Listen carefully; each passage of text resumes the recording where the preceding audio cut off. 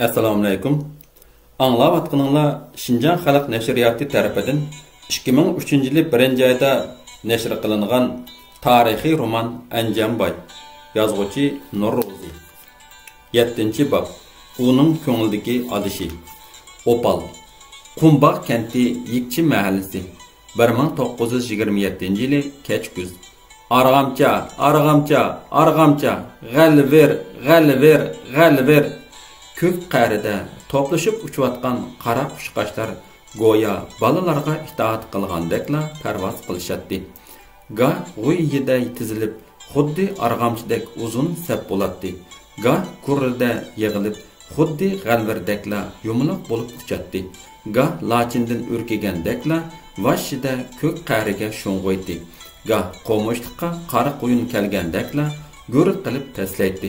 Balalar qara qushqashlarning ana shundoq ga g'alvirdek yumaloq bo'lib, ga arg'amchidek uzun sap bo'lib, ga ko'k qa'riga sho'ng'ib ko'tarilib, ga go'rida pastlab yer yuziga yaqinlashib uchishlariga zo'qlanib, qarab qaqoqlab kulishadi. Chavak chilishadi. Do'ppilarini osmonga etib sekrishadi. Havas bilan to'lishadi. Arg'amcha, arg'amcha, arg'amcha, g'alver, g'alver, g'alver.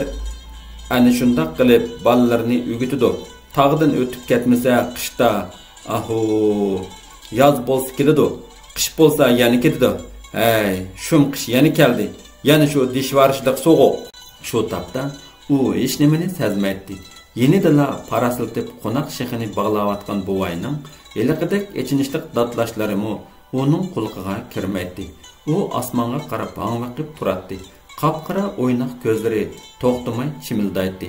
Yumran lavlarida pising kulga yugurdi. "Voy Sulaymon! Voy Sulaymon qapoq!" U cho'chibla orqasiga burilib qarab, Mamtiminga ko'zi tushdi-da, qo'rqibla ketdi. Mamtimin qir beshida beliga terib olgan hasni qo'ltiqlaridan o'tkazib, putlarini xuddi juvozchining qaytisidek kirib turgan holda uningga tikilib qarab turadi.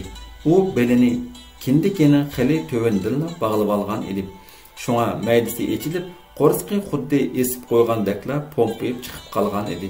Chig'i yo'lliq yalang tonning ustidan bog'lab olgan qizil tovar balvog'ning uch pushlari tizig'icha sangilab turadi. Uning bu turqi bayni qaranchuqqa o'xshaydi. "Qalin to'smamsan, Abgar!" Qalalar beshini ko'tarmay o'tlayotdi. Lekin alabuqa apla Sulaymonning yuragi qartla qildi-da, aloqzada bo'lib ketdi.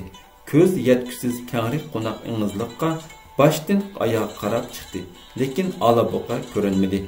"Voy, hang vaqti, qarg'u, ava qalin to'sqin deyman." Mamtim asni shiltib yo'l tarafni ko'rsatdi. "Turg'unini depaydek." Alabuqa qirg'a besiqliq texi beshi uzilmagan qo'noq shaqlarni toza huzurlanib yavatdi. Sulaymon cho'chibla kalaga qarab yugurdi. "O'sh, o'sh, qarni balo tekkur." Lekin kala tovlig'anga parvo qilmadi. Quyruqini shipang'ishib, shoxdan beshini ko'tarmadi. Sulaymonning qo'rqinishda put qo'llari qalampaylashdi-da, dal dugunibla o'rg'a qiypash kesgan ushluq qo'noq ko'tishkiga g'achchida dasab soldi. Uning puti pejida ichishib ketdi. Birdamdala uni titrak aralash sovuq ter bosdi. Shu aralıqda Mamtimin asni pulanglatganicha yugurib keldi-da, ko'zlarini chekchaytib Sulaymonni bosh ko'z demasdan vaqishtib uraverdi. Sulaymon vaymo demidi. Faqat o'ruq qo'llari bilan yuzini to'sibla turaverdi.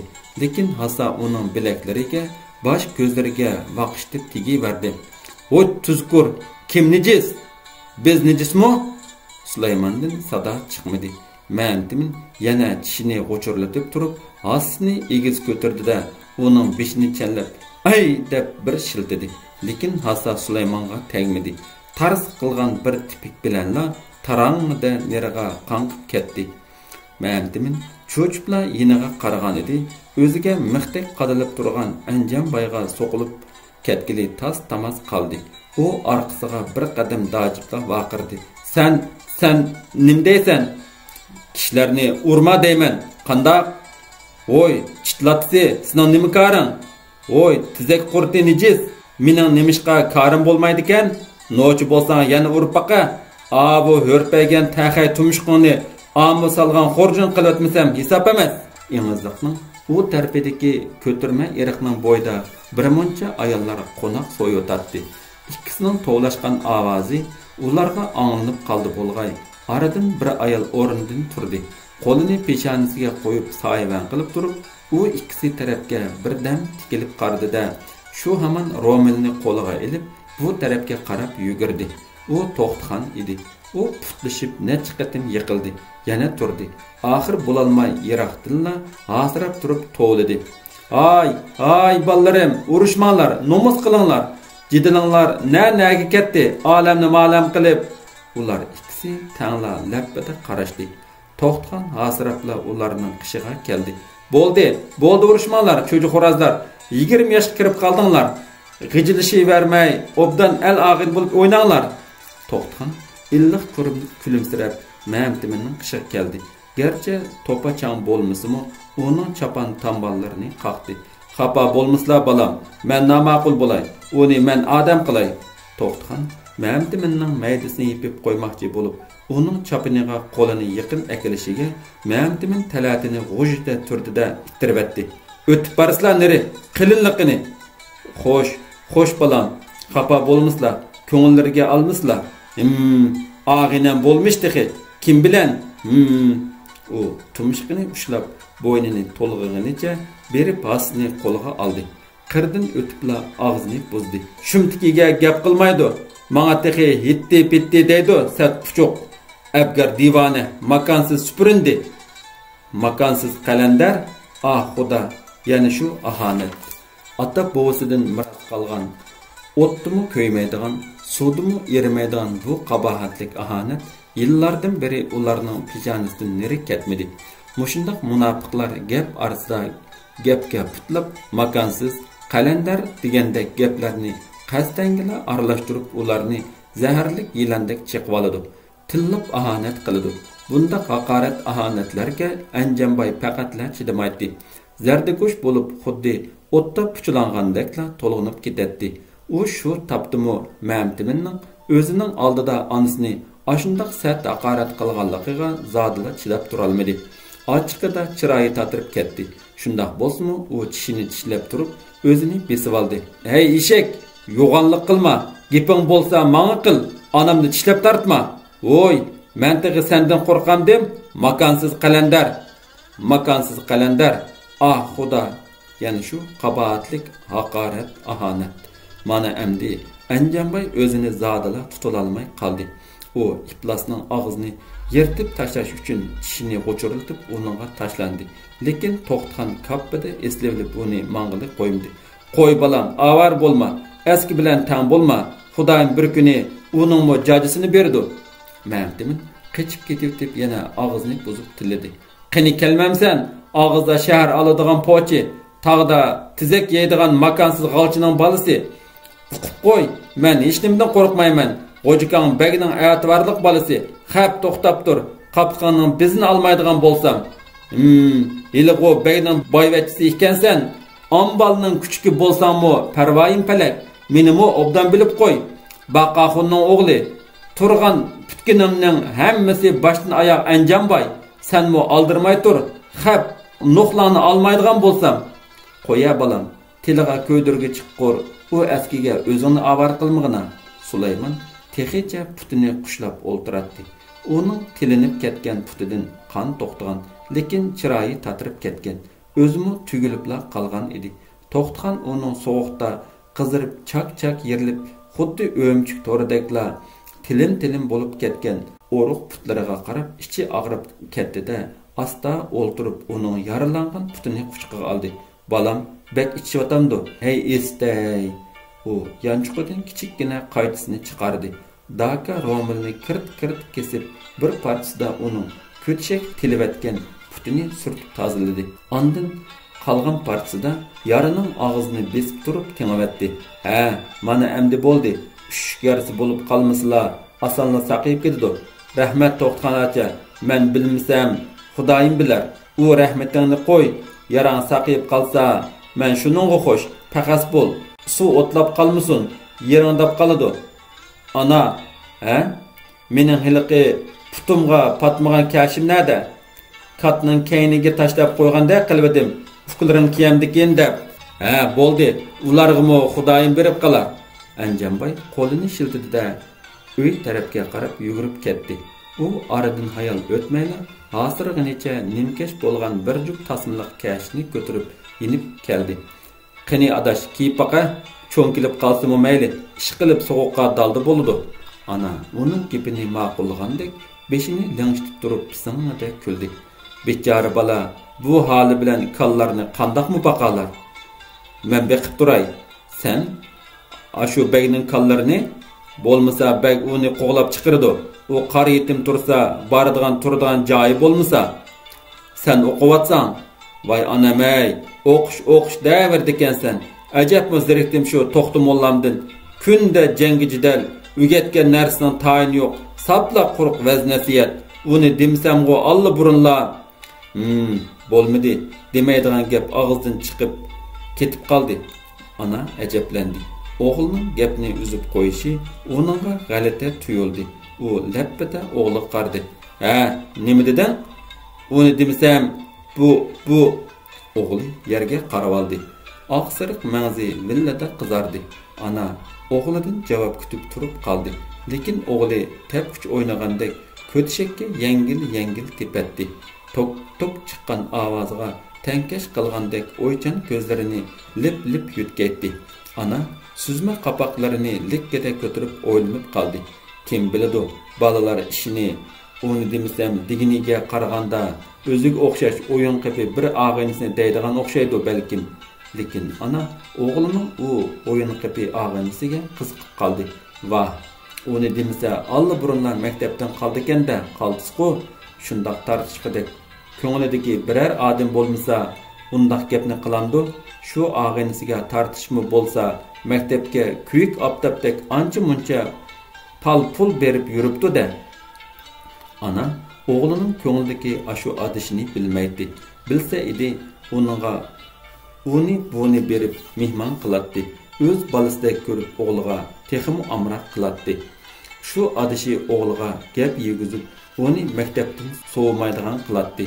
Mushu kunlarda undaq qilmaymi bo'lmaydi. O'g'li tapdan chiqvatadi. Sahardala eriq o'stanlardan 4 putluq bo'lib kiyikchilab atlaydi. Muzluq suvga beliqchilab sakraydi. Atiganlik nashtadan keyin maktabga ketadi. Lekin ana texi qachiq quchlarni yuyib bo'lgacha Anjambayning qizil jilg'a bo'yida ot choptirib yurganligini anglaydi. U yerdan yondirib kelsa, chilishish so'riniga chapatdi. Ata onasini qo'rqitib, 6 qurluq egiz tamning ustida siriq to'rg'adek yo'rg'alaydi. Texi buni az degandek, boshqalarni mushtumdek yo'g'on toshlarni o'ziga qartib, atqa silib, u toshlarni kap tutilishlarini demamdigan. Yana texi odam bishtek yo'g'on toshlarni egiz tamlarning u tarafiga gup tashlab, odamning terini jo'g'ilditishlari uchun uning kiyimlarini yuvib, yamab ulgurtkili bo'lmaydi. Atini dog'i-dug'siz, bejirim chiqib ketsa, kechda yuzi ko'p, burni ishiq keladi. Ish qilib nada ansizlik bo'lsa, Anjambaymo shu yerda bo'ladi. Shundoq bo'lsa-mu, dardi yomonning o'ti yomon degandek, ana yanada bu o'g'liga bakla amroq edi. Uni deb yenidan doim bir to'qashni kam qilmaydi. Kang g'olluq yelkisi tang tushlardan bir g'irik egiz turadigan qamlashgan bo'y turqi, so'zinchoq qash qapoqlari, o'ynabla turadigan yo'g'on ko'zlari kishilarni kulkiga qistaydigan, qeshining quyruqini lik etib usul o'ynashlari, beshini tik tutib, qo'l silib mengishlari, mungluq naqshlari hammaga tang egilib salom berishlari, yana ana o'zimi deb berolmaydigan xili yaqinliq obdan ishlari uning mastligini keltiradi. Lekin buning bilan uni qatarga qo'shildi degili bo'lmaydi. Eliqidek qamlashmagan qiliqlarni tashlab, obdanroq o'qib cho'ng molla bo'la olsa, texi yaxshi. Undaq bo'la olmasa, xatmi Qur'on qila olgudek, mirza bo'la olmasmi, oz to'la salom xatlarni yoza olgudek, oz to'la so'rini bor, xalq olam ichida kelsizlar degidek 100 obro'y bor odam bo'lsa, ana shuningga rozi bo'ladi. Uning hozirgidek dadisidan kelgan xat cheklarni duduqlamay o'qib berishlari, yana uningga dani qilib qamlashtirib javob xat yozishlari Azna payshanba kunlari bovisining qabrisiga berib so'zib xatmi Qur'on qilishlari uning masligini keltirsimu, lekin u uningdan yanama rozi emas edi. Hey, bu degan kari chaqliq ish bu. O'zinglar huddisdan chiqsizlar bo'lamdikan, jamoatning mu dardiga darmon bo'la olsa hisob bo'ladi. Shunga uqmishliq molla bo'lmasa bo'lmaydi. Anasini o'ltirsa qopsa o'ylaydigani shu edi. Lekin nima uchunkin 2 yildek bo'ldi. O'g'ilning bu maktabdan ko'ngli sovib qoldi. Ashundaq bema'ni qiliqlarni qilib, onasining ko'nglini g'ash qildi. To'sib baqdi, nasihat qildi, xafa bo'ldi, achchiqladi. Dadisimu tag'dan to'la kelib uningga nasihat qildi. U shu chaqcha hech qachon o'g'liga qosh ko'tarib olibmi qaramagan, uni tillabmi salmagan edi. Lekin keyincha uning bema'ni qiliqlarining texmu adab ketganligini ko'rib, achchiqi keldi. Tayoq tanglab qo'rqitibmi baqdi, lekin kar qilmadi. Qamlashmagan qiliqlaridan tazmakda yo'q. Texmu adab ketdi. Xushi kelsa maktabga bordi. Xuyi tutsa yanala shu guldirib paloq ishlar bilan band bo'ldi. Qo'lim qo'shnilar balalar gul kildi. Xuy paylimi o'xshamaydi. Gayda ota-onasini po'sh demagan balalar ko'ngildagi odishning gapiga habballi dabla do'st tortidi deyishdi. Bu mu obdan maslahat bo'ldi. Ana endi umidini o'g'lining ko'nglidagi ashu odishiga bog'ladi. Lekin o'g'lining ko'nglidagi odishi zodi kim? Buningdan surishtirib so'rab baqdi. Lekin ulardan hammasi bilan o'xshash degan mujmallar javobga erishdi. Ana o'ylaydi, surishtiradi. Uning ko'nglidagi odishi zodi kim degan o'y xiyol uning ko'nglidan neri ketmaydi. Belli, faraz to'g'ri chiqdi. Mana. Uning ko'nglida u tartishqidek odishi bor ekan emasmi? Bo'lmasa uni demasam damdu. Demak, bu ko'nglidagi ashu odishiga tartishib degini bo'lmaydimi? Lekin uning kimligini so'rsa yerga qarab oladi. Qizdirib tatiradi. Qiz bola navoda shundoq bo'lsa izoh tartib, yo'q. Kim uning qiz bola bilan birga yurganligini ko'ribdi. Toza qamlashmagan gap bo'ldi-da, Ayshamgul bilan u xili ap o'tganda ko'rindi. Lekin u kichik tursa, uning ustiga u degan boyning qizi bizni yaratmaydi. Ap o'tganda qilgan bilan ko'ngildagi odishi bo'la olmaydi. Tahir, Zohirlarmi xili baldurlar taq qaytib ketgan tursa, yana kim qoldi? Voy Xudoyim-ey, uning ko'ngildagi odishi zodi kim bo'lg'aydi? So'z tumanliq kecha To'xtxon ana g'ova aydanda parasiltib qo'noq so'yotadi. Lekin uning xiyoli yanada o'g'ilning hiliqi ko'ngildagi odishida edi. Itlarning ansiz qavashlari, to'qalarning paq-puq qanot qiqib, so'zib chillashlari uning xiyoliga daxlik bo'lmaydi. U pichirlaydi. Uni demasam, tova, u kimni deydigandir? U bu savolni o'zidan necha qatim so'rdi. U o'zimi bilmaydi. Lekin uning kimligi uning xiyoliga asla kiribmi boqmaydi. U o'ylab Anjanbaydan yana shu savolni takrorlab so'raveradi. U kimni deydigandir? Uning ko'nglidagi odishi zodi kim? Voy ana, silniza kishilar ayollarni azmi kildi desa men, yo'q, mening onam undaq ayollardan emas deydim. Lekin silnimza mushu kunlarda ashunaq yo'qolan ishlarni yepidan yanglisigacha to'la so'raverib, ichimni pishirvatligu, dedi Anjanbay ertasi oqshimi. Onasi yana uning ko'ngildagi odishini tilga olganda xafa bo'lib, ilgirg'u Tahir, Zohirlarga tartishgan edim. Yana Ayshamgulmi? Tahir, Zohirlar xili baldurlar taqi qaytib ketgan. Ayshamgulmi bo'yga yetib qoptimish. Endi maktabga borsa bo'lmasmish. Ayshamgul, voy Xudoyim-ey, u degan boyning qizi tursa, sizning ko'nglingdagi odishing bo'lishga munosib kelarmi? Xudoyim buyursa. 7-bob tugidi.